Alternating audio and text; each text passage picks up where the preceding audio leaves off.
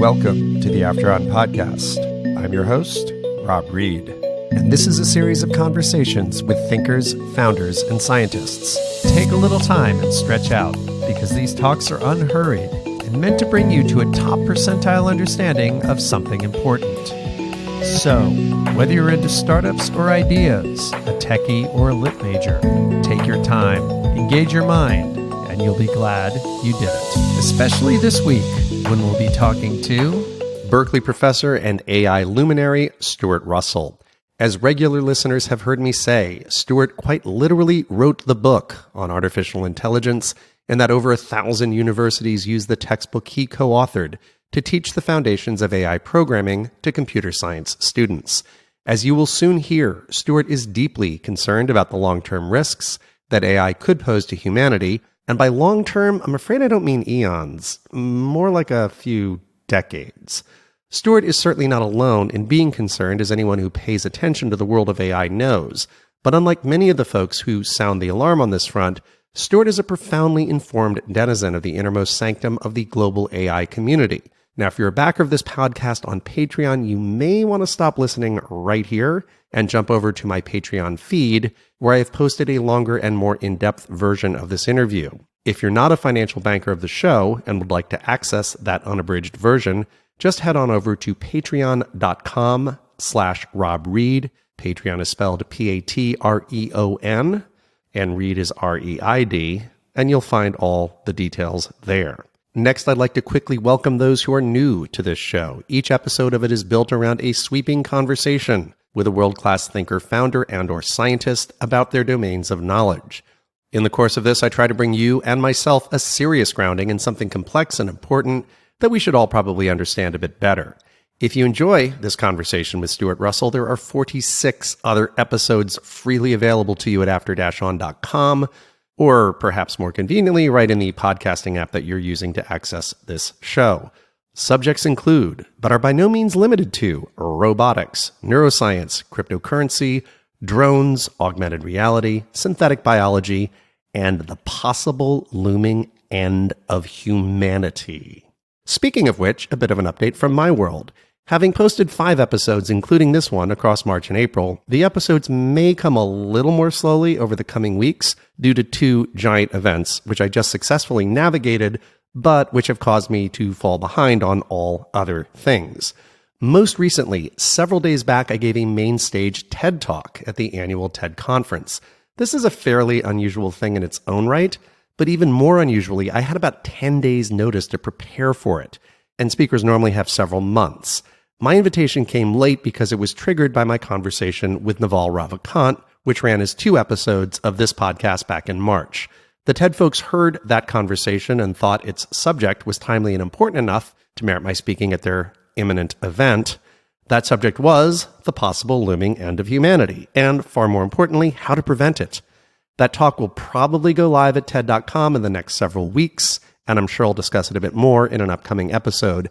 I'm incredibly pleased with how it went, but the tsunami of preparation that it triggered definitely threw off my schedule. And all this happened to come right on the heels of an even less likely project that I took on in March, which is that I co-hosted and curated the opening session of a big annual meeting. And by curated, I mean I identified, recruited, and then helped coach and prepare the outside speakers in the session. Then on stage, I opened and wrapped things up, introduced each of my speakers, and generally emceed. This, as I doubt you have guessed, was for the opening session of the 100th annual meeting of the head coaches, owners, and general managers of the National Football League. If you think you couldn't possibly have heard that correctly, I don't blame you. Just hit the little 15-second rewind button on your podcasting app to verify things. I'll probably do that myself whenever I listen to this episode in the future, because I still can't quite believe that actually happened. There's a long story behind it, of course. The cliff notes are that this was also related to TED, and that the NFL asked the TED organization to create this event. And because of its close proximity to the main TED conference, I stepped in to help. Not as a TED employee, because I'm not one, but rather as an active member of the TED community. Now, nobody knew that I'd actually be speaking at the main TED conference myself when that came together, which meant it all became a huge double whammy of work and preparation that none of us saw coming. So again, apologies if my episodes are a bit less frequent over the next few weeks. As a result, I can assure you they will be back to full velocity by June. Before we get started, some quick context for the interview with Stuart Russell. First, Stuart and I make frequent reference to a yet unreleased book of his. That book is scheduled for publication in September, and its likely title is Human Compatible. I was lucky enough to read an early draft of it a couple months ago, and it was already amazing back then. So I urge you all to mark your calendars for September when the finished product will enter the world. Next, Stuart and I make frequent reference to Alphago and AlphaZero without a whole lot of explanation. So for those of you who are not familiar, Alphago is the name of the program that famously defeated the world's reigning champion in the ancient board game of Go back in March of 2016. This was an astonishing development to many in the AI world and also became a big story in the mainstream press. The software was created by DeepMind, a company which Google had purchased a couple of years prior to that great victory. Then, a bit more than a year ago, DeepMind unleashed AlphaZero, which is far less famous outside of AI circles, but to me is a way more astounding and arguably chilling creation. Created in far less time than AlphaGo and programmed with absolutely none of the game-specific logic which had enabled AlphaGo to be so good at its game, AlphaZero taught itself Go from scratch with no pre-existing notion of even its rules, then clobbered AlphaGo at its own game. AlphaZero also taught itself chess from scratch, then decimated the world's reigning chess software. That defeated program called Stockfish is the heir to many, many decades of chess-playing software, a heritage which collectively encompasses thousands of engineer years of programming. Finally, AlphaZero also performed a similar feat against the reigning software in the game of shogi, which is sometimes referred to as Japanese chess. And here's the punchline. All three of these victories occurred within 24 hours of AlphaZero's release. So it went from having no pre-programmed familiarity with even the rules of any of these games to superhuman world domination across the board in a single day. Is that cool or terrifying? I'll leave that to you to decide. My conversation with Stuart Russell ought to help you with that. Finally, this podcast has a sponsor this month. It is a San Francisco-based venture capital firm called Obvious Ventures, which was co-founded by Ev Williams, who of course also founded or co-founded significant companies, including Twitter and Medium.com. Rather than traditional ads, their sponsorship takes the form of interviews conducted by me with really smart people about new science and emerging technologies, which is exactly what I hope you tune into this show to get anyway. So it's a nice fit. Today I'll be talking to Obvious Ventures investor Nan Lee about a radical new approach to drug development. We'll hear the first 2 minutes of that interview right now. Then we'll have that fascinating conversation with Stuart Russell. Then after that, Nan and I will talk a bit more about this new approach to drug discovery, and then some closing comments and even more. So away we go. So Nan, what is the humbling number? 10 to the 614th. And what does that represent? The total possible combinations of human genes. And put that into perspective. The total number of atoms in the universe is 10 to the 80th.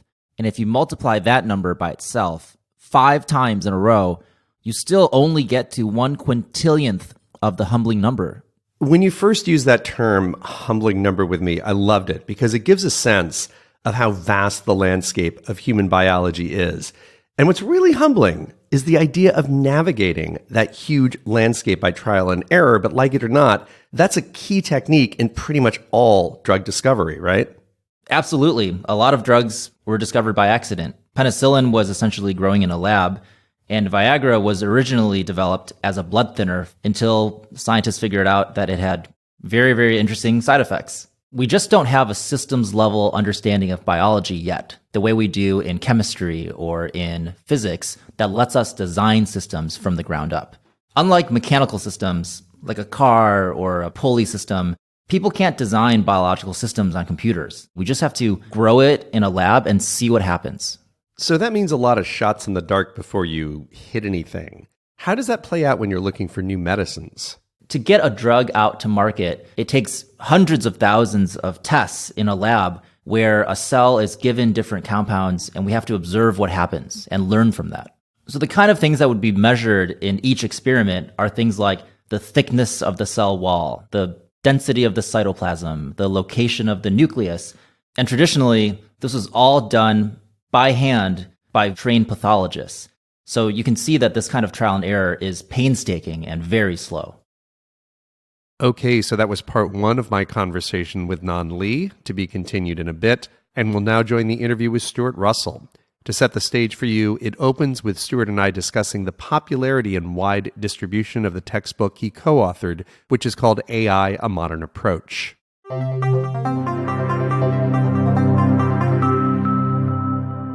AI, A Modern Approach first came out, was it in 1995? Late 94. Late 94. And I understand that it is in over 1,300 universities in over 100 countries. Do I have the data roughly correct? I think I looked the other day, 1,410. 1,410 universities. 128 countries. You're going to run out of countries at some point.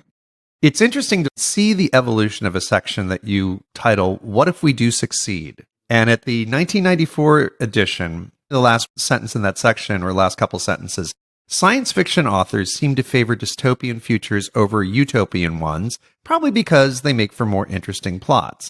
In reality, however, the trends seem to be not too terribly negative. Yeah. Your perspective has since changed. In 2013, you wrote, I became convinced that AI risk, I'll paraphrase, was possibly the most important question facing humanity. What was nudging you that way? The way we build AI systems is essentially we build optimizing machines, and then we specify what the objective function is to be optimized, and then off they go. And the problem is, if you do that and you have the wrong objective, then you're going to have trouble. And if it's just a toy program operating in a simulated game world, well, fine, you just reset and so on. But what happens when it's a real AI system where it's actually making decisions in the real world, running corporations, running some global climate restoration program, or managing governments, or running the armed forces of a country, and you've specified the objective incorrectly? The problem is you may not be able to just switch it off. And specifying the problem correctly, there's one very accessible example that you've used, King Midas. The literalism of, I want everything I touch to turn to gold, and then all of a sudden you realize that includes your daughter and your food. That literalism becomes a significant issue if we think about a highly competent AI that doesn't have the same idiomatic or nuanced understanding of language. It's not just the understanding of language. It's how you set up the fundamental optimizing process in the first place. Whether they're goal-based, where you specify a logical goal, whether they're doing reinforcement learning like Alphago. And just think about Alphago.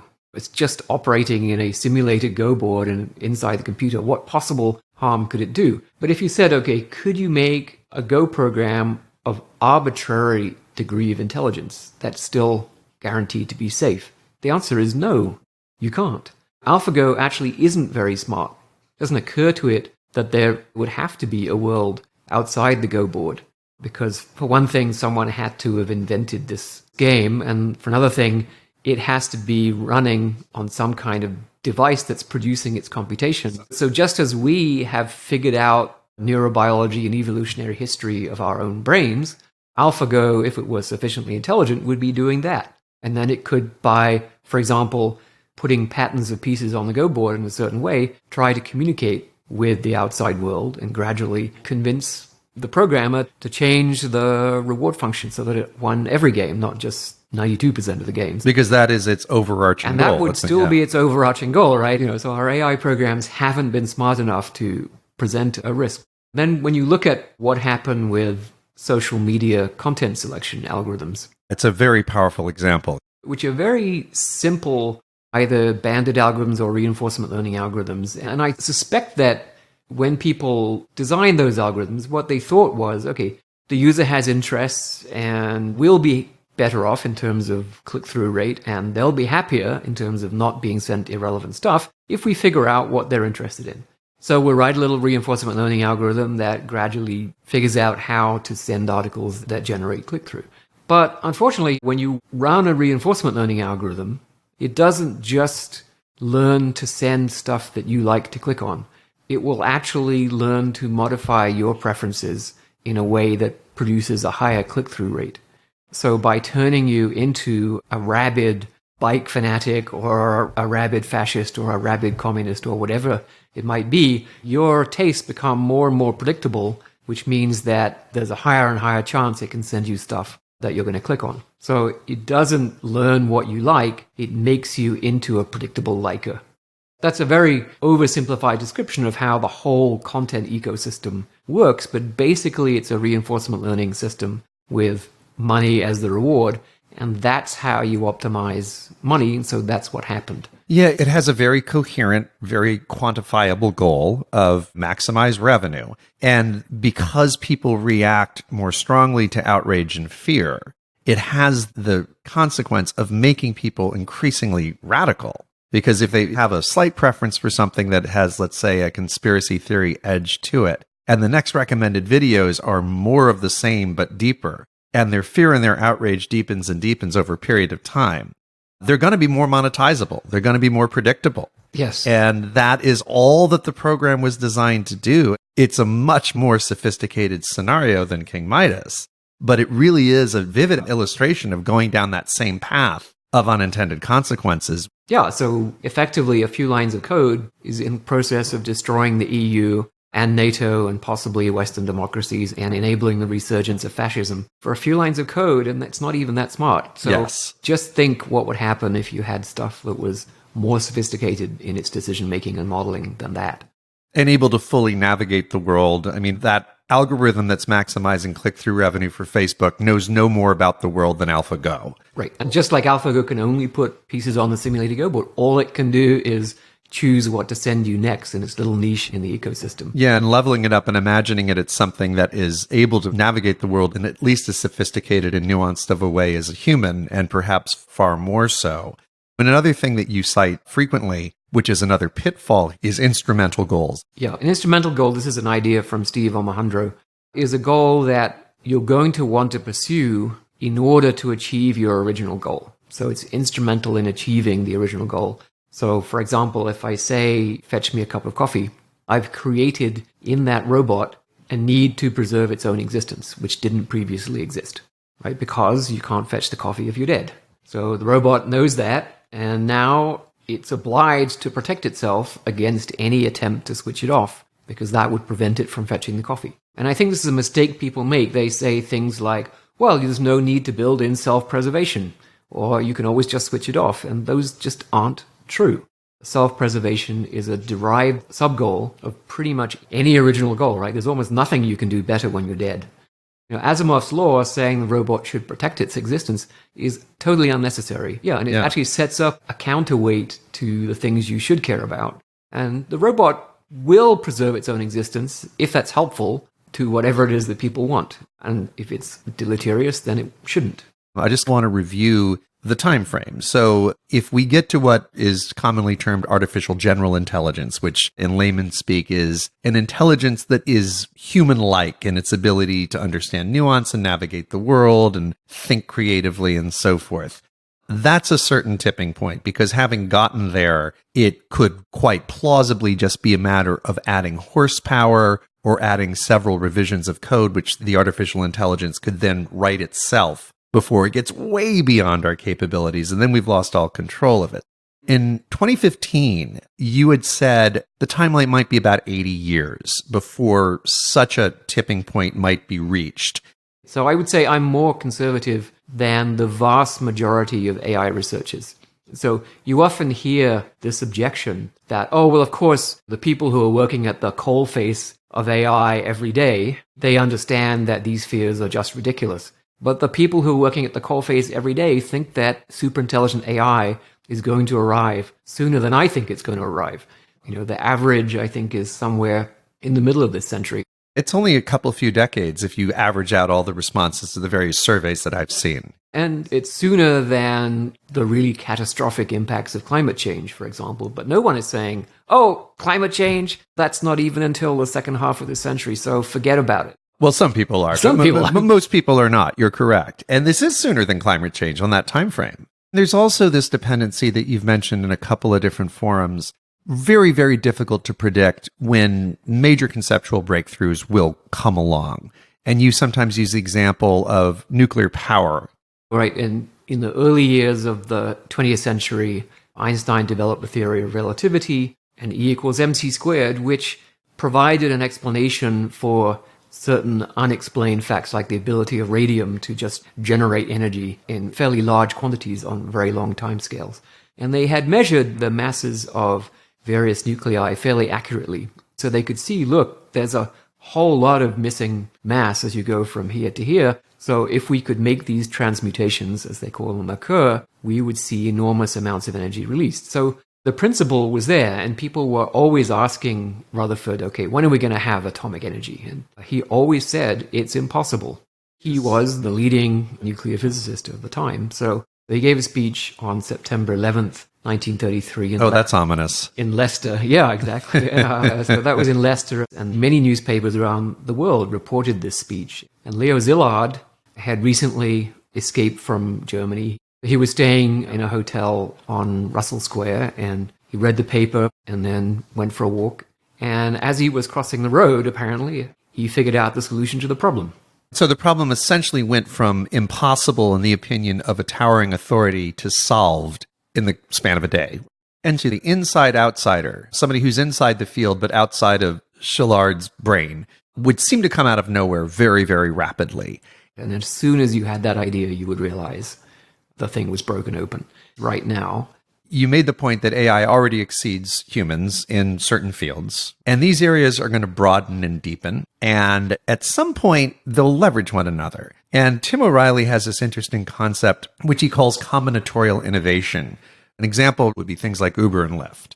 When Steve Jobs released the iPhone 1, brilliant and foresighted as he was, it seems inconceivable to me that he would have had any idea that something like Uber or Lyft was going to arise on that platform in just a couple of years. You have an innovation like GPS. You have an innovation like all the technology that went into the screens. You had the payment innovations. And kind of in the way that you described AI perhaps proceeding, there are disparate areas where competence is attained. It gets deeper and deeper, it gets faster and cheaper, and at some point they start cross-leveraging one another. Yeah, I think that's right. You often hear the argument that, oh, it's perfectly fine to work on tool AI because that's nothing to do with AGI, general purpose intelligence. Define tool AI, is it because it means something very specific? So tool AI would be an AI program developed for a specific purpose, like playing Go. Or maximizing click-through. Or helping a biologist design experiments to figure out how cancer works.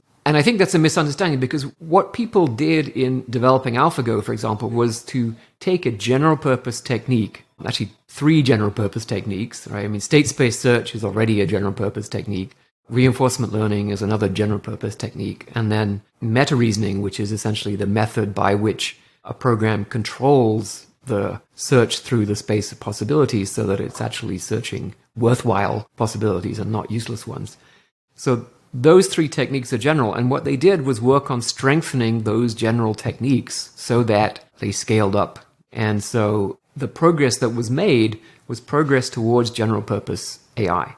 So from that experience, they've been carrying over some of these ideas to other games like Dota and StarCraft.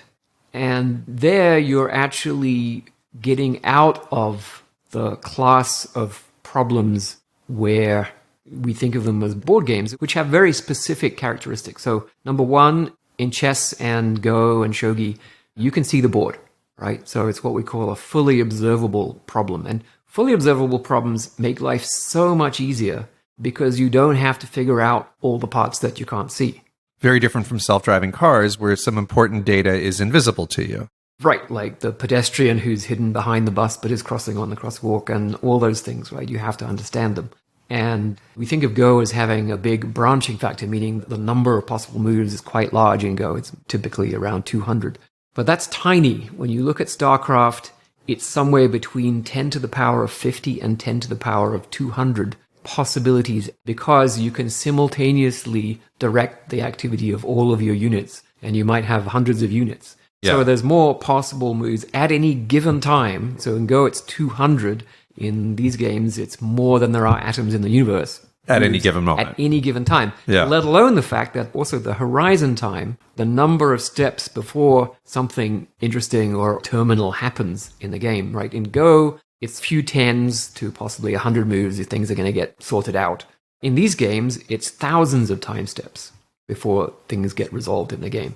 And so those characteristics take you much closer to properties of the real world. The StarCraft was just released a couple of weeks ago showing that they had defeated 10 human professional StarCraft players. Not the world champion, but people who were ranked in the top 100 or something. Wow. So a big step toward that. I was unaware of that. Right. That's a big step. The question is, I'm not sure how it works. So I don't know whether they've actually had a major conceptual breakthrough of the Zillard kind, or is this a bit more application-specific engineering? I would say it was disappointing that Go can be solved by something that's basically the same as Deep Blue. In other words, it's state space search with an evaluation function. We hope that in order to really make progress on Go, we'd have to really make progress on a fundamental additional problem, which is breaking down the world into related sub-problems. So you think about your life, there's the work problem, there's the shopping problem, there's the kids problem, and they're not independent. They interact with each other, but they're sort of loosely coupled.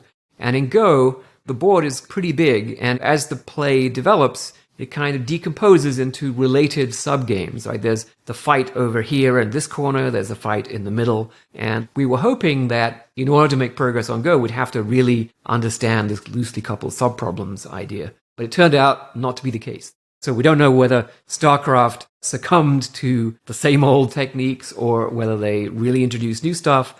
But certainly on the surface, it seems like a giant step towards something that is far more like the complexity of the real world than a Go board or a chessboard. Yes. Yeah. Yeah. And I would say people who are playing these games feel a kind of a mental overload that's comparable to dealing with the real complexities of the real world in a way that's a bit different from chess and Go. We are investing billions, if not trillions of dollars over decades into creating super intelligent AI. That's what this is all about right now. This AI arms race is not about reducing medical errors and things like that. It's about creating a technology that would confer complete global dominance on the party that owns it. And we have to think about what happens if we succeed in that goal. And Andrew Ng's argument that worrying about this is like worrying about overpopulation on Alpha Centauri. It doesn't seem to be a good analogy in that if we were putting a significant fraction of our global effort into colonizing Alpha Centauri, we would want to think about that consequence. Right? Yeah, we're not exactly spending trillions of dollars on that problem right now. And so what if we succeed is a reasonable question to ask on any project that the human race is engaged in. Another argument that I've heard was, sure, there's a remote possibility that we'll achieve superhuman AI, but there's a remote possibility that a black hole would materialize in near-Earth orbit. We don't worry about that, so why should we worry about superintelligent AI? Well, if the whole physics community were working on causing black holes to materialize in near-Earth orbit, you'd ask them, is that a good idea or not? Now, there's a couple of major breakthroughs getting AIs to understand human language on the level of nuance and subtlety that we do. And that's critical because then it would be able to onboard the whole of human culture and scientific understanding very, very quickly. But not only that, to like read everything and hear all broadcasts and listen on all phone calls and basically to see the entire world at once.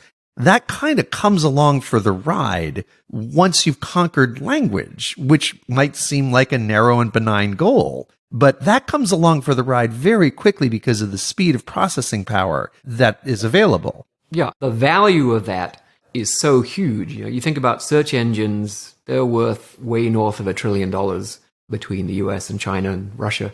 And this would be much, much more useful than search engines. Once that became possible, I would say within a year, we would have vast TPU farms dwarfing anything that currently exists in terms of compute power, ingesting and understanding and integrating all of this information. Because that function would just have such vast economic value that market forces would cause these vast TPU farms to spring up and for this process to accelerate. Yeah. Again, that comes along for the ride because our systems are already able to parse text and audio and all these things at blinding speeds. They just can't understand it. And so you could almost literally go from a point where grade AI would really struggle to understand the concepts being laid out in a kindergarten grade text. Yep. It could go from that to, oh, wait, I get it, like it being language, to having this essentially comprehensive understanding in what will feel to us like the batting of an eye. We think of things as being linear processes, and this simply would not be a linear process. Once that happens, the advance is just crazy. It seems that way. Now, another thing that you've pointed to in terms of necessary breakthroughs has to do with the cognitive hierarchies that we humans create naturally when we're thinking. Could you talk a little bit about, I think you call it chunking? So maybe if we start from AlphaGo again, right? Sure, So yeah. the time horizon on the Go board is a few tens of moves. But if you tried to take that algorithm and put it on a real robot that's supposed to keep the house tidy and make breakfast for the kids before they go to school, and the real robot's time step might be 100 hertz. So 100 times a second, it's updating the commands that go to its motors. So a few tens of moves is not even going to get you a second into the future. So that algorithm is fundamentally incapable of transitioning from a Go-like situation to a real-world control over a physical robot. Viewing 50 moves into the future in Go is borderline omniscience compared to most Go players, but 50 moves in our world is nothing. Right. It doesn't get you anywhere at all, right? Yeah. And that's just not how we think about our decisions. How we humans think about it. When we're thinking about, getting the kids ready for school, we think, does my son Isaac have a field trip today, in which case he needs to take lunch with him? And then we work back from that, right? We're not starting from the initial state and thinking about, okay, well, should I move my left foot or my right foot? Should I move my left finger, middle finger first or my left little finger first? Oh, it's working backward Right? from the goal. We work backward the goal, and we think about high-level goals like, I need to make lunch for him, or I need to make sure he has money for the bus. So we're operating on timescales that are millions, billions, sometimes even a trillion motor control actions. So if you choose to do a PhD at Berkeley, that's 6 years, which amounts to about a trillion motor control choice opportunities. And to translate that into the terms of Go, my understanding is the quantile movement in Go is the movement of putting down a stone. Putting the stone. And if you can go 50 quantile movements into the future, you've essentially come to the end of the game. Whereas for us, the quantile movement might be a muscle actuation. Yeah. And if I'm going to get a PhD in Berkeley, I could essentially break it down to a trillion muscle actuations. But if I were to think about it that way, I would never get my PhD. In fact, I'd never get out of the kitchen. But I can do that. Starting with the end goal and working backward is one element. And then there's this thing, chunking. You're working at many levels of abstraction above the motor control level. So, for example, you're choosing, should I do my PhD at Berkeley or, heaven forbid, Stanford? Hey, you went to both. Okay. By the way, I'm in an interfaith marriage. My wife went to Berkeley. I went to Stanford, so I'm very, very positive about both places. Yeah, both very fine institutions. Sort of. And so you might say, well, should I be in computer science or should I be in electrical engineering? Which advisor should I do? Okay, what courses am I going to take in my first year? Now we're getting a little more detailed, but still a course is umpteen billion Muscle actuation. motor control actions. So that's what enables us to cope with these enormously long time horizons, if you count in terms of muscle actuations, because we have many, many levels of abstraction On the hierarchy. all the way up in this hierarchy to very, very large choices. And you can show that if you have a very dense hierarchy with a lot of layers, that your decision-making becomes tractable. And to go back to the getting out in the morning example, I might have in my mind, I need to make coffee, put on my shoes, call the elevator. And so it's really just 3 goals at that level. Now, when I get into the making of the coffee, I'm suddenly breaking it down into other goals, like get the ground beans into the filter, put the filter in here. But if you have this dense hierarchy, it feels like you're always dealing with a relatively tractable number of steps. And the closer the step comes to the immediate future, the more granular of a level you're looking at it on, but you don't go down to that level of granularity until it's right in front of you.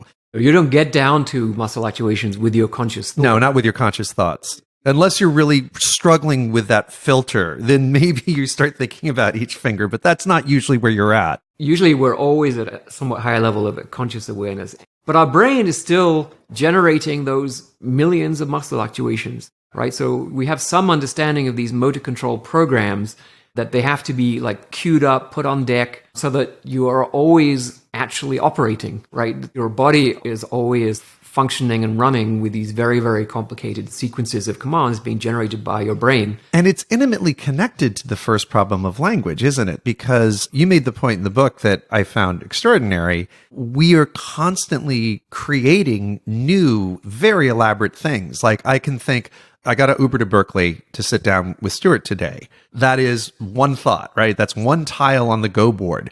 Uber wasn't even a noun or a verb or a gerund or whatever.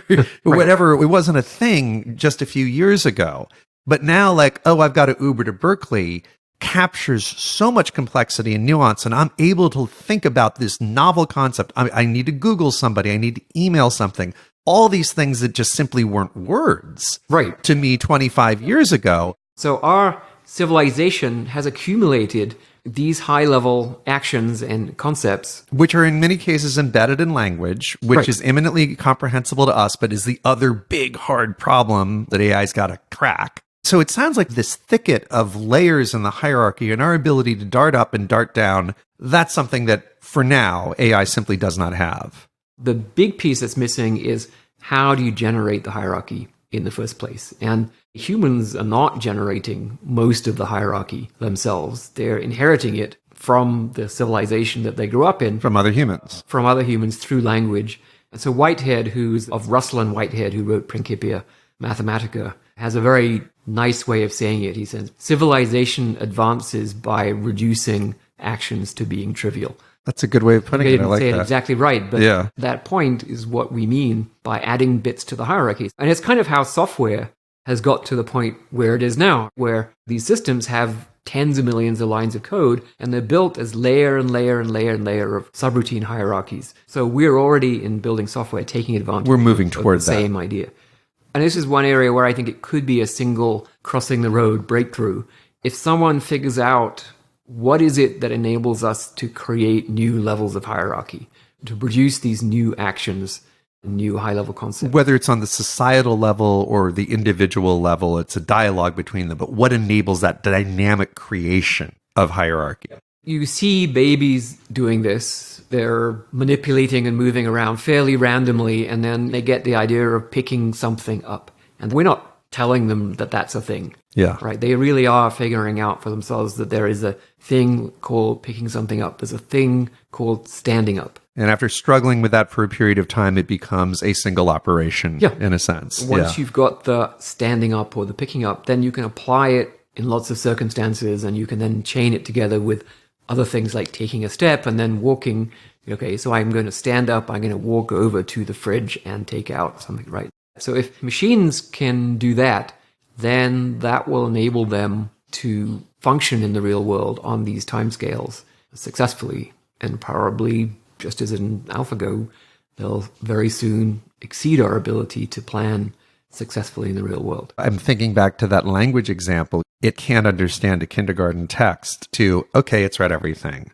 It can't find its way out of the kitchen, much less get a PhD at Berkeley, to whatever the equivalent of that is to the language one. So when we contemplate the possibility of these synergistic breakthroughs happening, then we start having to really worry about something that we talked about at the beginning of our conversation, the standard model and its pitfalls. Would you care to characterize the standard model of AI? And then we talk a little bit about what is problematic about that.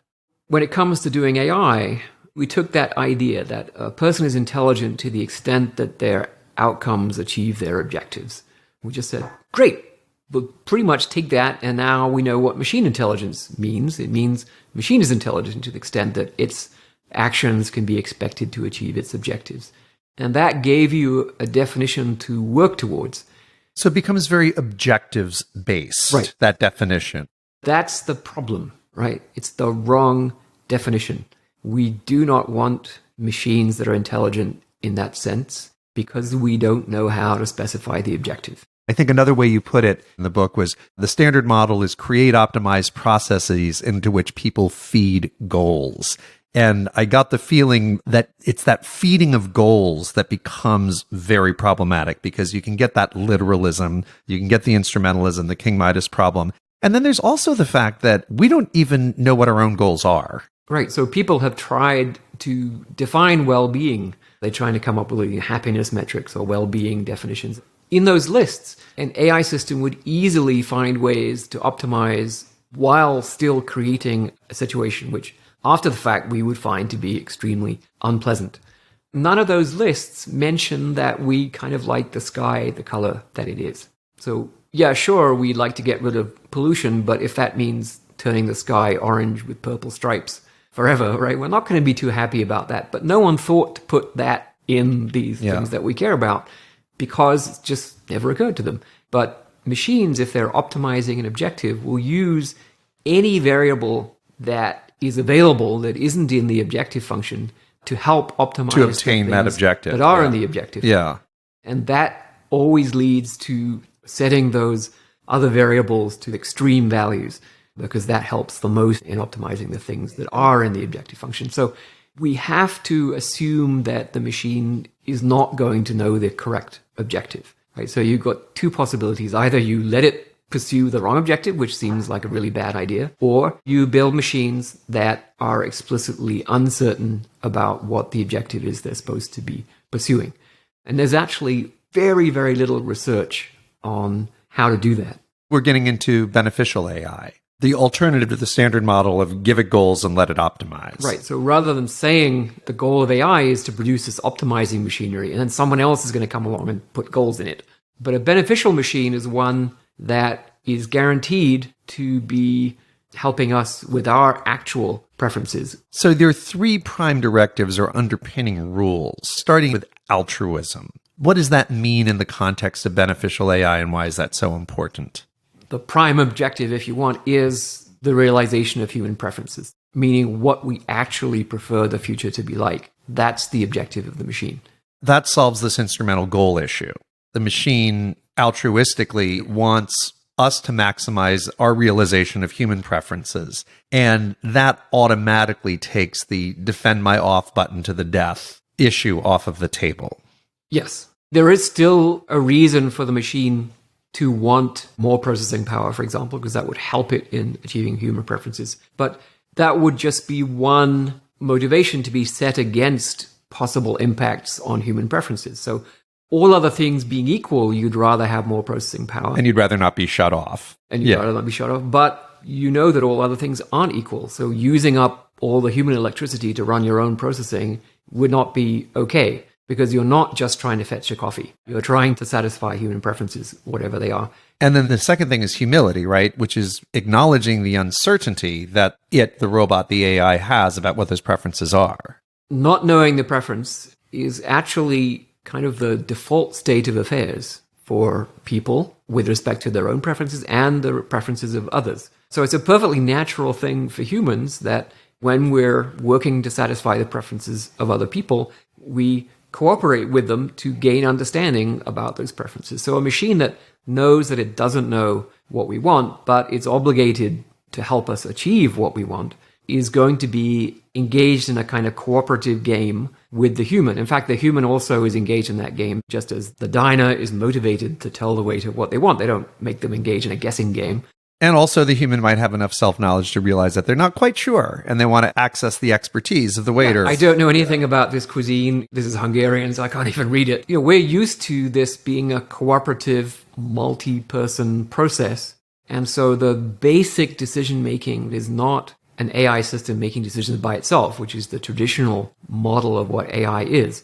It's the AI system is naturally coupled to the human in a multi-agent decision problem, and is going to therefore defer to the human. And this is really important, right? If it doesn't know what the human wants, then it has an incentive to allow itself to be switched off.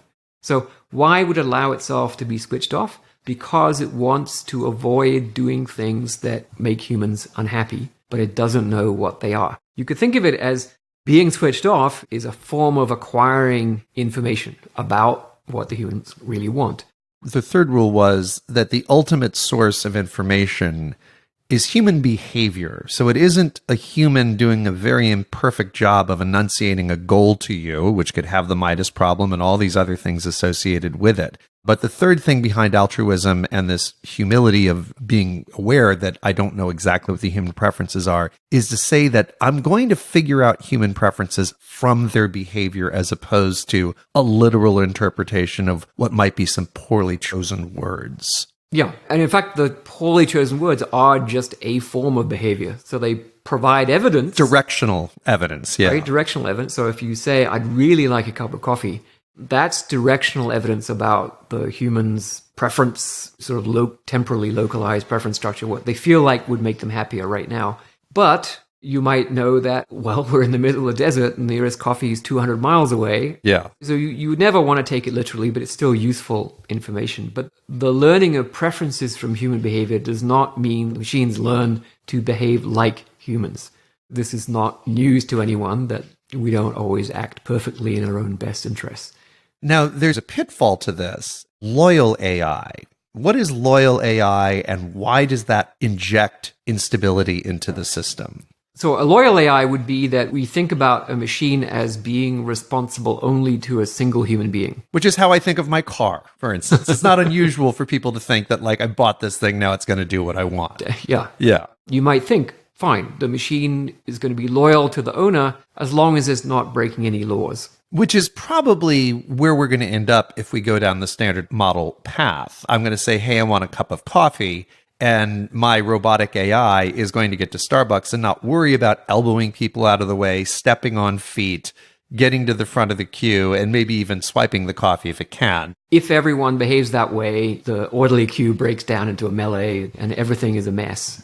It almost becomes more scary when you think about the unequal access to AI that we're likely to have. Larry and Sergey are likely to have an AI sooner than me. When you have this unequal distribution and you have a loyal AI, what if the owner is somebody like a Charles Manson and AI is unequally distributed? Is that more likely of a disaster mode for us than an AI becoming autonomous under the standard model and pursuing a goal that's orthogonal to us?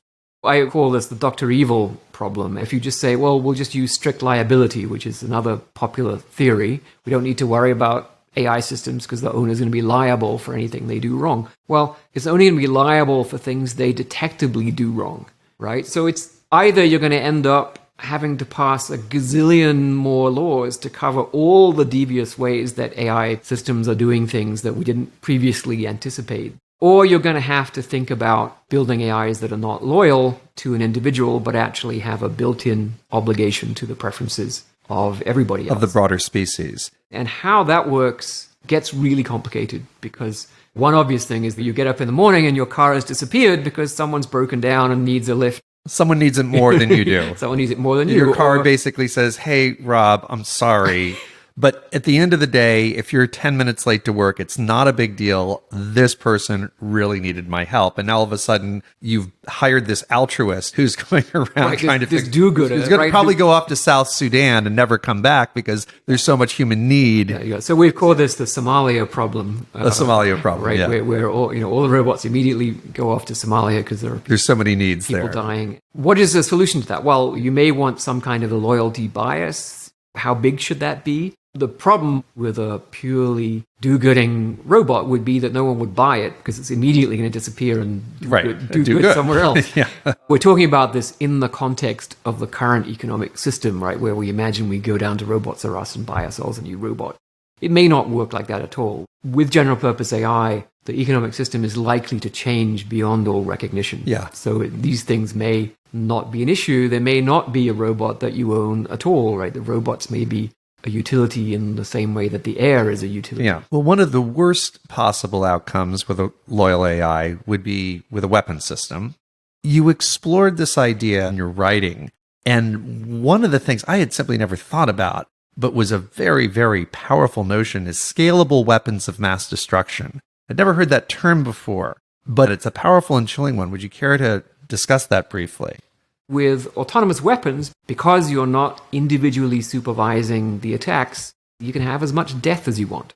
A small number of human beings, 3 guys with a couple of trucks, could launch an attack with 10 million weapons. And characterize the weapon. What was the name of the video online that I saw? So the video actually didn't start out with a name, but Slaughterbots. It became called Slaughterbots, yeah. Let's talk through the Slaughterbots scenario just as a starting point. So the Slaughterbot is one possible visualization of a type of anti-personnel autonomous weapon. So I was thinking, okay, you'd want it to be small. It's got to have enough lift to carry a lethal payload. And it turns out that there are very effective ways of killing people that we have developed. And one of them is the explosively formed penetrator. General name is a shape charge. So if you shape the explosive and then you have a piece of metal which is essentially compressed by the explosion and then ejected, it reaches incredibly high speeds, so Mach 20. And that has Mach 20? Yeah, so that has enormous penetrating powers. I've seen some cases where a small explosive can blow a hole through several feet of steel. Several feet thick. I mean, wow. If it's shaped properly. It's so counterintuitive. So with about 3 grams of explosive and a little piece of metal, you can have enough to kill someone, and that's reasonably easy to carry in a 3-inch quadcopter. You can pack those about 1 million to a container. That's equivalent to the destructive power of a megaton hydrogen bomb. Because you could kill 1 million people with that. And then these things would be powered, again, I'm borrowing the scenario from the video, that they'd have GPS, they'd have facial recognition, they'd be very good at knowing exactly who they're after, whether it's an individual or somebody who has a particular set of characteristics. Yeah, and this is something that's very macabre, but an obvious advantage compared to nuclear weapons. When you drop nuclear weapons, you leave nothing of value. And there's no targeting whatsoever. Totally indiscriminate. Yeah. So this would be superior in pretty much every aspect. You can kill just the people who might represent a military threat. You leave all the buildings, all the infrastructure is totally intact. If you're willing to do that, there isn't much downside to this as a weapon. And the other thing is that a nuclear weapon is a very large threshold to cross. Yeah, this to me is the most scary and destabilizing thing about this. Whereas with the scalable weapon, it could be 10 of them, 100,000, 10,000, 10 million. That's the key thing, is the scalability. It gets rid of mutual assured destruction. I mean, I'm convinced that the reason that we've gotten through this 70-odd years without firing a third nuclear weapon in anger, in large part because mutual assured destruction. Now, what's terrifying about the word scalable weapons of mass destruction is, let's say there's going to be a tangle between superpowers. You're not going to launch a first strike with hundreds of megatons of nuclear weapons. But what if the first strike is like, okay, I'm going to kill 7 of their senators, and then they can get back and kill 14 of mine. The threshold to use is so much smaller because you can start with a pinprick assault and not necessarily realize where that's going to go in a runaway scenario. Yeah. And by the way, what was the story behind the creation of that video? And it's called Slaughterbots. Even though it's chilling, I recommend anybody watch it because it's not gory and it illustrates a very, very plausible future that we should all be very concerned about. I had the idea that we needed it. I knew that we wanted like 5 to 7 minutes. The FLI, the Future of Life Institute, was able to provide the funding. So if you watch the movie, you'll see that it begins with a CEO of an arms corporation explaining this new product that they have available. It's like the world's scariest TED Talk. It starts off with it. It looks very much like a TED Talk. And then these weapons that you described are in there. How many years out would you imagine those weapons could be if really smart people dedicated themselves to making them? A week. Really? I mean, they've already been built. So after the movie came out, the Swiss Defense... So it's a lovely thing about Switzerland. It's called the Department of Defense and Sport. What? Defense is about as harmless as playing netball or something. But anyway, the defense part of that department decided to build one just to see, is this realistic? Is something I don't think they were planning to use it or anything. No, this is Switzerland, of course not. But they might put it in one of their knives. So they built one and tested it, and indeed, you can carry enough explosive power, it will kill somebody. When you look at off-the-shelf commercial technology, Skydio has a quadcopter that learns what you look like, and then it follows you around. Yeah, the follow mode, yeah. So you go windsurfing or bike riding or whatever, it'll follow you and it won't get distracted by and take fabulous other videos. people and make really cool videos. Yeah, And yeah. It's an amazing product, but you take that, you take the tactical warfighting capability that we see in StarCraft. I think range is a bit of an issue right now, but large quadcopters, have range of 50 miles. Yeah. So you'd use a mother ship to then deliver a couple of hundred of the small ones. So, Who knows? Or just drive a truck. Or drive a truck in. How compact would these be?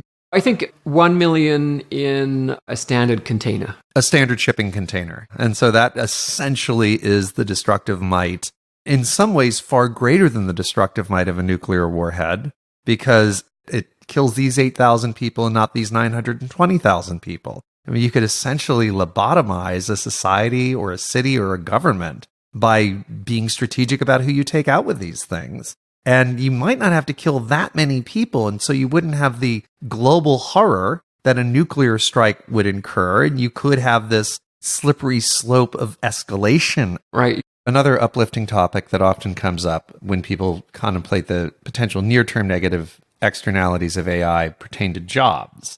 You also refer to the great decoupling. This is in the book with Eric Brynjolfsson and Andy McAfee, The Second Machine Age. When you look at the growth of productivity since the 50s or Second World War, roughly, yeah, the output per worker in the US has grown pretty steadily at, I don't know, with somewhere around 3%, 3% per year, with a few hiccups. And up until about 1972, the real wages per worker also grew in absolute lockstep with output per worker. And then in 1972, it stops. And real wages per worker go absolutely flat from 1972 to the present day, while production per worker continued to grow and has more than doubled over that period. So clearly, all that money went somewhere. And it accrued to capital, right? Presumably. It accrued to capital, exactly. Yeah. So corporate profits as a fraction of GDP have increased dramatically. And as we know, inequalities in wealth have grown enormously. And that lays the groundwork for our concern about AI and jobs. And when that comes up, there's this interesting debate, and both sides can sound very wise. One side says AI is going to eradicate all these jobs. The other side rightly points out that, like, hey, 99% of us used to be working on farms. Farming got automated, and then a very high percentage of us were working in factories. Industrial production got more and more automated. And we've always had pretty low unemployment, and new jobs have come along. So we've said it's different this time, probably going all the way back to hunter-gatherer days. It's never been different this time. But then you had this brilliant example illustrate this of house painters. And I was hoping you could talk through that, because it's an example that lends itself to plotting technological progress along a single axis, which I imagine as the width of the paintbrush. If your paintbrush is a single squirrel hair. Is that where they come from, squirrels? Yeah. I didn't know that. Okay, good. Very fine brushes are made with squirrel hair. All right, good. Something else I learned. Then it would cost umpteen $1 million to have your house painted, and nobody would be doing it at all, right? Not even Jeff Bezos is going to get his house painted. Not even Jeff Bezos, right? When you got up to 1 millimeter, then maybe you got a few kings, and Bezoses will have their house painted. And everybody will ooh and ah and say, look at this. Oh my goodness, yes. Lavish a thing. Colored house or a white house. And in terms of technical advance, what fascinates me about that is that says, well, actually, advancing technology increases jobs. Nobody had a job when it was a single hair. Exactly. Now to millimeter, at least some very high-end artisans have jobs. Yep. And a few people have painted houses, so we're all happy. And then the technology advances and you get a centimeter, or typical paintbrush is about 10 centimeters wide for a handheld paintbrush. And then, lots of people are getting their houses painted. So the number of house painters is going through the roof. And then you get the paint roller. And I think you're probably saturating the number of house painters. The price of getting a room or a house painted is probably dropping a bit, but not enough to then multiply demand by another factor of 5. Yeah. And then you got spray guns, and then you imagine a team of robots operating spray guns, right? So now maybe one supervisor and a bunch of robots could paint a house in half an hour for maybe a tenth of the current price of getting your house painted. So now one person can basically paint 15 houses a day. Right. Yes. And the number of houses that you need to paint hasn't gone up by a factor of 200 at all. Yeah. Because you just don't need your house painted every week.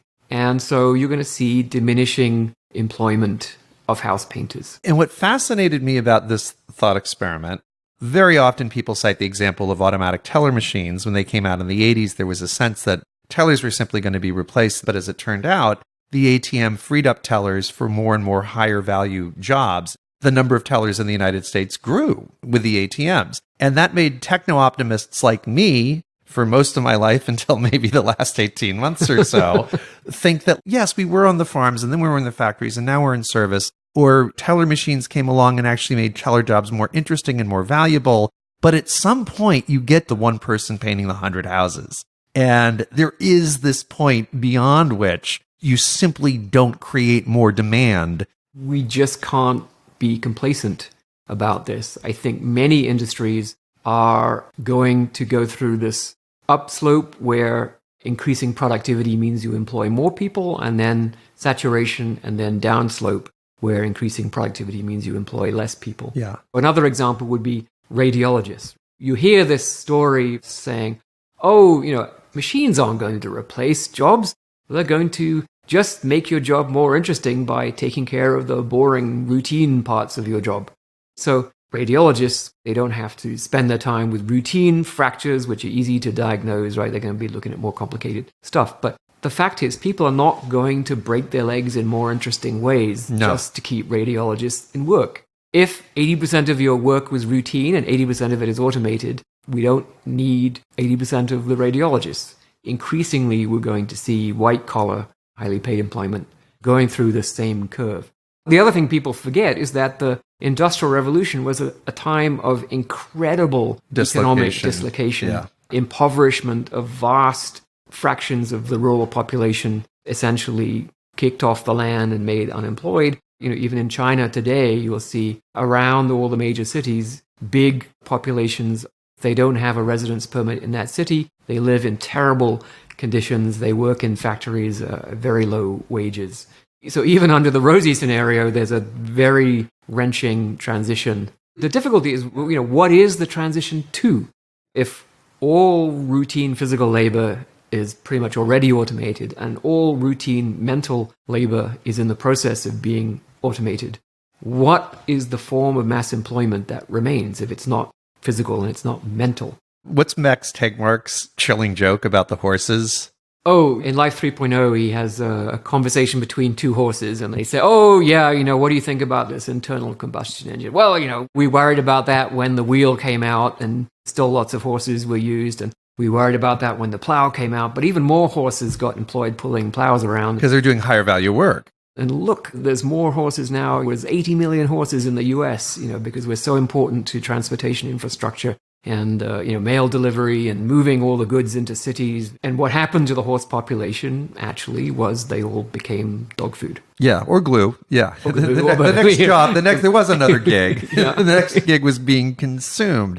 Now, the upside is if the pie is essentially infinite, fighting others for a larger share of it makes far less sense than it used to. And there will be a lot of pie growth if we can paint 100 houses in a half an hour. At some point, we'll need no more house painting, but we'll dedicate resources and attention to other things. There are many unmet needs. Decent houses for 5.8 billion people would be nice. Running water, electricity, education. It's entirely feasible that in a fairly short space of time, you could bring the living standards of everyone on Earth up to what we think of as a respectable level. And if you do a standard economic calculation, what is the value of that, right? So it's about a tenfold increase in GDP, which has happened before. It took about 190 years. Steam power, electricity, internal combustion, computers, etc. A whole bunch of things had to be invented and perfected to achieve that level of increase in GDP. But with general purpose AI, you can do it pretty much all at once. It's just a question of deploying the resources effectively and having a collective will to do so. So the value of that, the net present value, so like cash equivalent, $13,500 trillion. $13,500 trillion. That is, if we are able to use general purpose AI to dectuple GDP and bring everybody on the planet to a level that we currently find satisfying, and then you use some kind of a multiple for net present value of that huge sustained surge, and you come up with 13 point something quadrillion dollars. So that dwarfs any, when you think Amazon, they reached their trillion dollar mark valuation or whatever. So it's negligible. Yes. Chinese investing $150 billion in AI, right? It's negligible. This is the size of the prize, or this is a conservative estimate, because we're leaving out the ability to use AI to make amazing medical advances. Things that we don't have yet. Or new physics that we don't understand, or whatever it might be, the sort of sci-fi stuff. There is no stopping the progress towards this. The upside is so enormous, the economic value is so enormous that it's going to happen. It's going to happen. Yeah. And investments of $150 billion are going to look tiny compared to what's going to be coming down the pipe. So this is almost, to me, like vast Newtonian force. The great information processor that is the financial markets in general, whether they do that precise math and come out at $14 quadrillion or merely come out at $1 quadrillion, that is like a dynamo and a power plant. We are going down this path. There is no stopping it. And so that gets us back to beneficial AI, which is your solution for a lot of the problems that we've seen. As a practical matter, how can beneficial AI be implemented? Let's just assume for the time being that it can be done in code, that the altruism and the humility about being uncertain about what the human goals are, and the ability to understand what we actually want better than we do ourselves by analyzing our behavior. Let's just assume that that's implementable in code. What other things do we need to be doing now for AI to be beneficial? Because you have me persuaded, if the AI that we're going to obtain in our pursuit of $14 quadrillion is standard model AI, we could be doomed. It means the AI research community pivoting to take this seriously. So we have theorems, and we can easily make pedagogical examples to illustrate this, and we can start deepening the theory to cope with human irrationality and human uncertainty about their own preferences and other complicating factors. So assuming they accept that this is the right general way to build AI systems, then you could start thinking about IEEE standards. And for folks who don't know what that is, so IEEE is the Institute for Electronic and Electrical Engineering. They issue a lot of standards, like the Wi-Fi standard. And if you don't adhere to the Wi-Fi standard, your phone won't work. Same with TCP, the Internet Protocol standard, which is set by the Internet Engineering Task Force. Yeah. And impossible as it seems, the fact that the World Wide Web works shows that that level of coordination can happen across decades, across continents, across billions of users. Yeah. It seems like an impossible dream that something as complicated as beneficial AI could become a standard when everybody's racing for that $14 quadrillion. Yeah. But that is a really powerful example. We've done it before. Even before computers, right? The telephone standards. So what are the line voltages on telephone connections? The Morse code. You look at the App Store. You can't put an app in the App Store unless it passes a whole bunch of software tests to make sure that it doesn't try to access anyone else's data, that it doesn't freeze or lock up your iPhone, and so on. And this is starting to happen in an abstract sense. Bodies are starting to talk about, okay, we're going to need standards. We don't know what they are yet, but we're going to need them. You can imagine that once you have templates for provably safe, provably beneficial AI systems, they could become the standard. And it might be that there's going to be internet gatekeeping that simply doesn't allow software onto the internet, because that's the easiest place to do a huge amount of damage. You can't get on unless you pass all these tests. That's feasible, and it's going to be essential. But for now, we do have this very multipolar world. We don't have these standards evolved. We certainly haven't imposed them on the world yet. You've got, would you estimate it's tens of thousands, hundreds of thousands, or even millions of engineers who in one way or another are working in AI at this point? Maybe 100,000. Maybe 100,000. Depending on how you count. But. So we have 100,000-ish people who are working in various AI projects scattered across nations, jurisdictions, and companies. But there is a shortage of brain cycles going into how do we solve the technical problem. And I'm basically arguing that we chose the not quite the right path for how we think about what AI is and what it ought to be. And as we change that, we are actually having to replace a lot of the very basic theoretical foundations of the field. So the theory of Markov decision processes that underlies reinforcement learning, for example, assumes that you know exactly what the reward function is, right? And what if you don't? Well, then a lot changes, and you need a new theory, new math, new algorithms how many theoreticians with the proper and necessary technical grounding and mathematical grounding would you guesstimate are working full-time on this problem right now? 20. 20, yeah. And we probably have 100,000 people who are headlong going down the path of creating AI, generally by the standard model. Yep. How do you handicap our odds? Sitting here in 2019 in this lovely kitchen in this beautifully lush, rainy afternoon, how do you handicap the odds of those 20 folks figuring out what needs to be figured out and standards proliferating before the 100,000 plus people who are running headlong for the $14 quadrillion prize step on a landmine? Well, one possible future is that they step on a small enough landmine that we have a serious wake-up call. And you could argue that, in fact, what happened with content selection algorithms in social media should be exactly that wake-up call, because we broke the EU, NATO, Western democracy, and so on. By a simple optimization algorithm. By maximizing click-through pennies. And if that doesn't help you realize what it would be like to have real AI, as I say, there is still a serious imagination gap. You actually had, I think, 5 arguments that you have heard from sophisticated people inside the industry saying, we have nothing to fear because of X. Some of them are very funny. I already mentioned we don't have to worry about black holes materializing in near Earth orbit, but if there was a $14 quadrillion prize and 100,000 people were working on it, we might think about that. Horses are stronger than us was another one. Right, so we don't need to prove theorems about horses being safe, so there's no reason we're going to be proving theorems about AI systems. Well, and actually horses aren't very safe. Before we were running people over with cars, we were killing them with horses. I'm safe from horses merely because I am sequestered from horses. You can always switch it off, right? Which is like saying, yeah, you can always beat AlphaZero at chess. What's to worry about, right? You can't.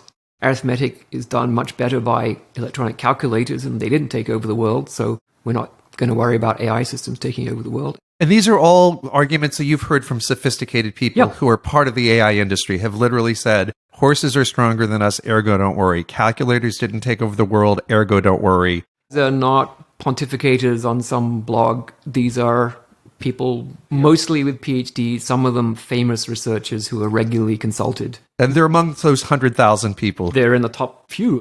Now, with the denialism that's out there, there's another side which is very significant. You've written, a member of the pro-technology tribe who is too honest about the problem is viewed as a traitor. And there's definitely been hard words in the press, and they're oftentimes directed in a sneering manner toward Elon Musk and Stephen Hawking and Bill Gates because none of them are AI researchers. Ergo, they aren't qualified to talk about it or something like that. But you're a member of the pro-technology tribe. You are being very articulate and outspoken about this stuff. Are you fearful that there will be a level of ostracism that's directed at folks like you? Because if it ends up being a race between the 20 of you and the 100,000 of them, that race starts looking even scarier. I completely agree. You can look at what happened with the nuclear industry. It became a tribal battle between the pro-nuclear, pro-technology tribe and the anti-nuclear, touchy-feely protesters who were generally seen as not knowing anything. Are you talking about 70s or you're talking about earlier, like 50s and 60s? In the 50s, it was much more concerned about nuclear weapons. But in the 70s, when the 3 Mile Island happened, there was Jane Fonda, the China syndrome. Yeah. And again, things did harden. And the nuclear industry had a big public relations campaign about how it's, safe and clean and going to be so cheap it'll practically be free. And there's no possible risk. Trust us, we're the experts. Anyone who disagrees with us is an ignorant Luddite. And you see this language now. And what happened? Well, in fact, the ignorant Luddites were right. The risks were significant. We had Chernobyl, we had Fukushima. The nuclear industry globally is pretty much dead. And I think that's a pity.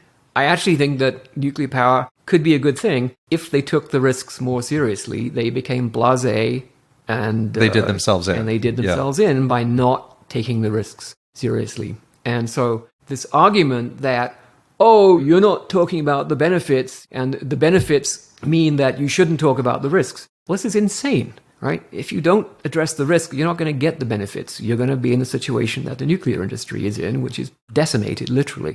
So we are in this situation where there is a lot of denialism. There's the $14 quadrillion prize. There's the 100,000-ish people racing for it.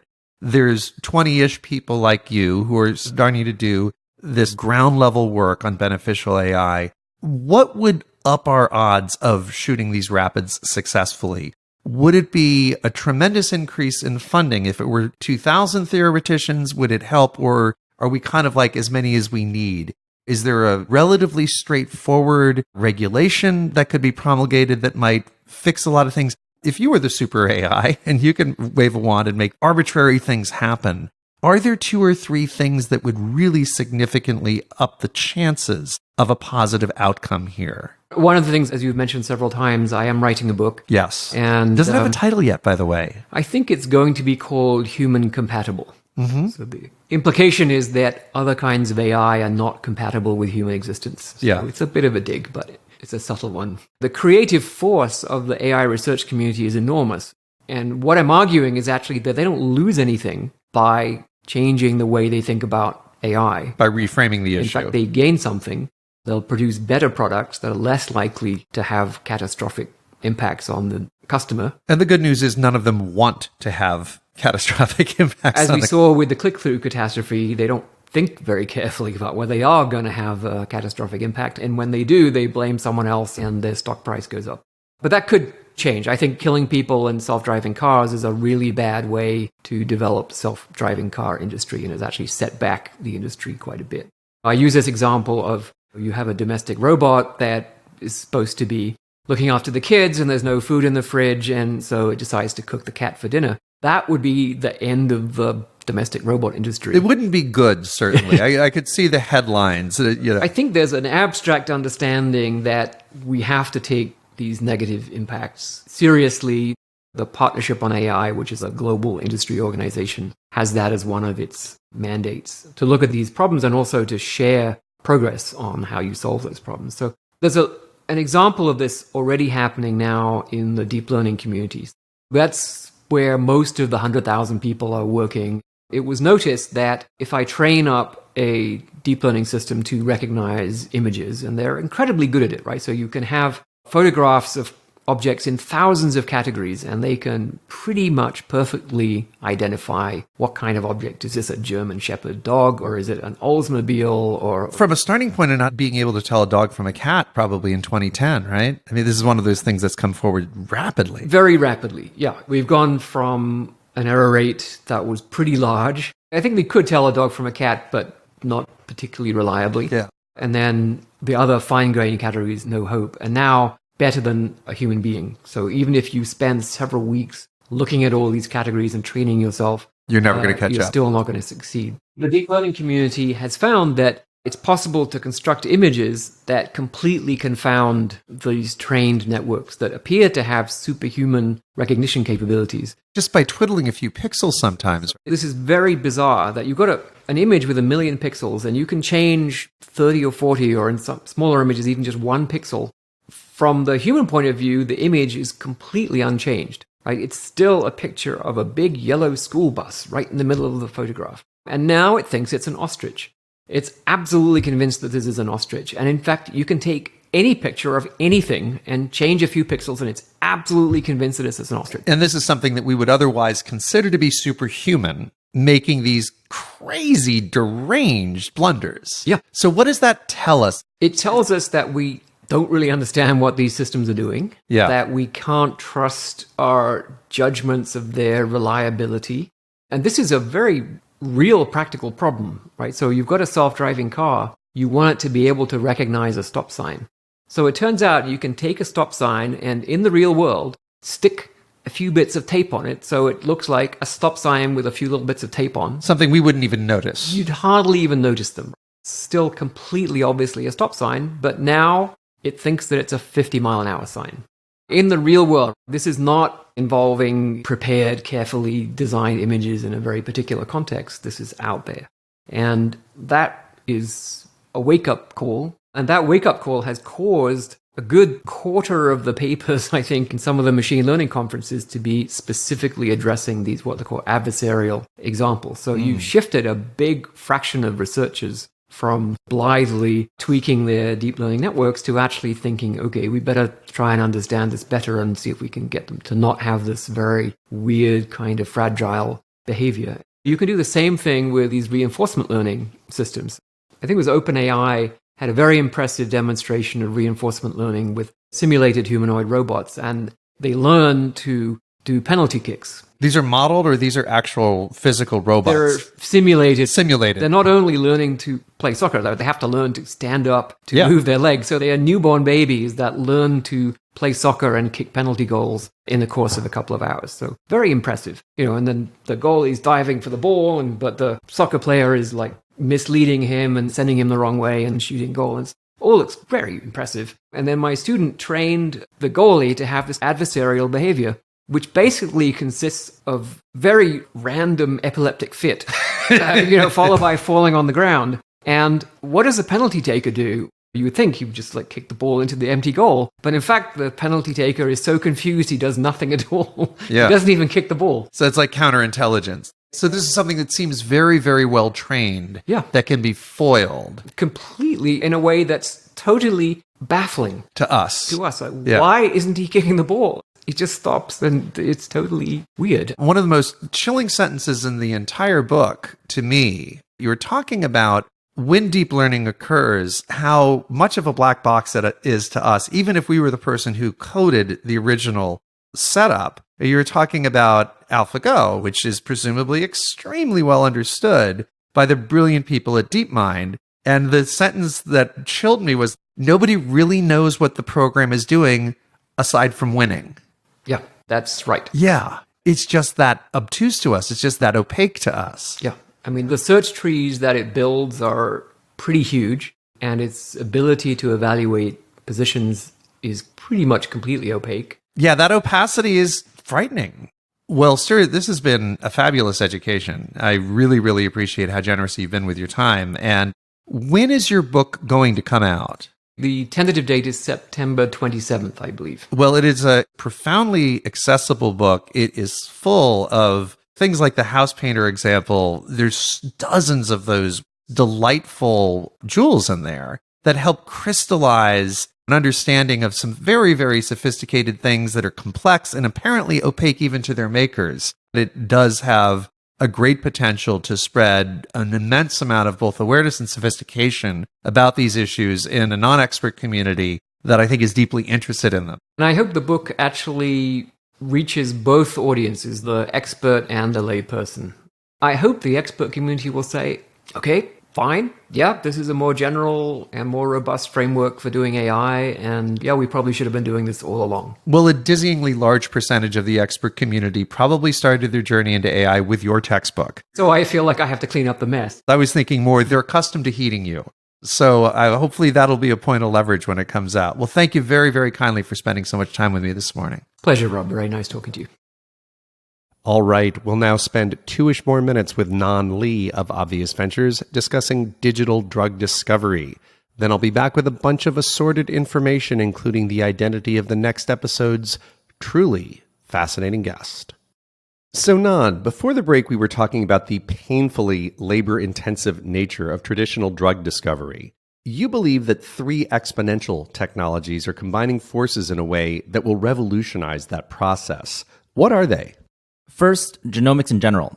For example, the cost of sequencing or reading a gene has dropped by a factor of 3 million to 1 in the last 15 years. Second, lab robotics. Earlier, we talked about how important trial and error is to drug discovery, and lab robotics has radically sped up that trial and error process. We've had lab robotics since the 90s, but back then it would be difficult to do 100 experiments a day, and at this point, we can literally do hundreds of thousands of experiments all at once. We would normally drown in that data without modern machine learning, which is the third critical leg of the stool. Machine learning is simply the ability to find patterns in data that are so nuanced that it would be very difficult for a human to see or understand that pattern. And this allows you to take biology and move it away from a very manual, physical process into a digital space. When you combine the insane performance growth in genomics, lab robotics, and machine learning, what's the tactical impact on drug discovery? You can take so many more measurements We're investors in a company called Recursion Pharmaceuticals, and they extract thousands of indications from every experiment when a normal human pathologist is only extracting a handful. You're just increasing your odds of finding some signal that matters to any disease. And most diseases are mysterious. We are not sure how exactly they express or what symptoms to look for. We can track millions of cells interacting with thousands of different compounds, measuring thousands of different changes within each cell. By casting this radically wider net and turning a biology problem into a data science problem, we're going to see new diagnostics, new therapies for untreated diseases, and that's going to save millions of lives.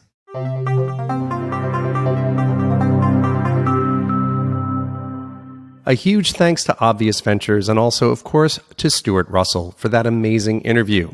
If you'd like to hear the unabridged version of it, as well as the unabridged versions of many other episodes of this show, head on over to patreon.com. That's patreon.com/Rob Reed, and Reed is spelled R-E-I-D.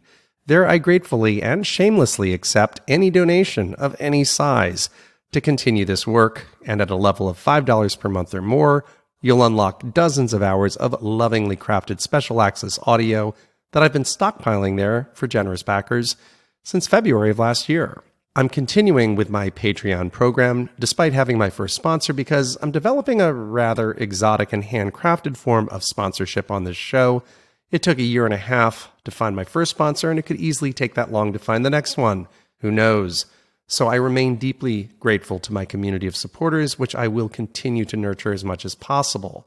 I'll add, very significantly, that at the end of June each year, I do an annual assessment of the podcast's viability based on my audience's size and also its commitment to my work. So that's coming up in a couple of months.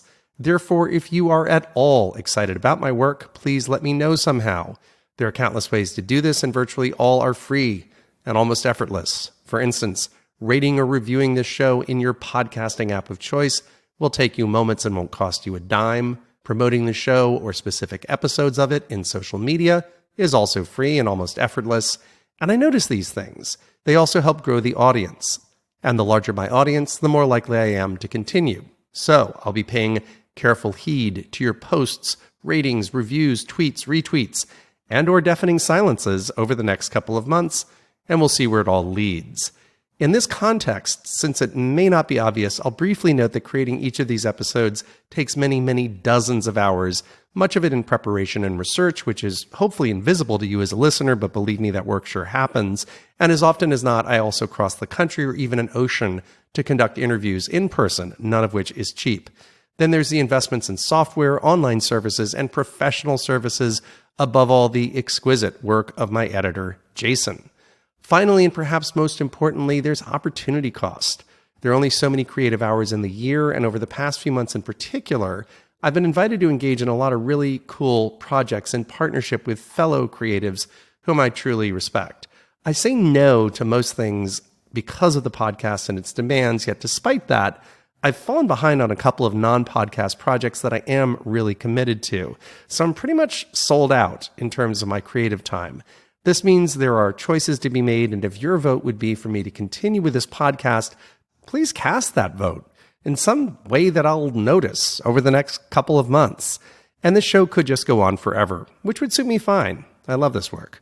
Speaking of love, my next episode will feature an interview with Rick Doblin, the world's leading evangelist of the drug MDMA, which is popularly known as ecstasy or Molly, and which is renowned for the ecstatic feelings of love, gratitude, and joy it triggers in many users.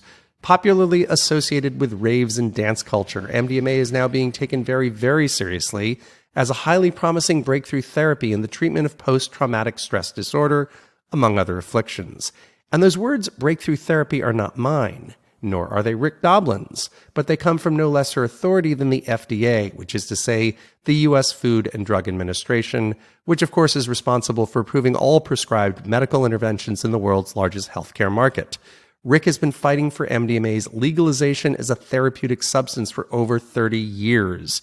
He's raised close to $75 million for this cause during that time, and he finally has the FDA's enthusiastic backing for a sweeping, scientifically robust Phase 3 trial, which he expects will demonstrate beyond any doubt MDMA's curative power as a frontline treatment for an awful condition that afflicts millions of veterans, first responders, and others. Rick's unique personal story and the exotic promise of what many would consider to be an incredibly unlikely therapy will be explored in depth next time. Please join us.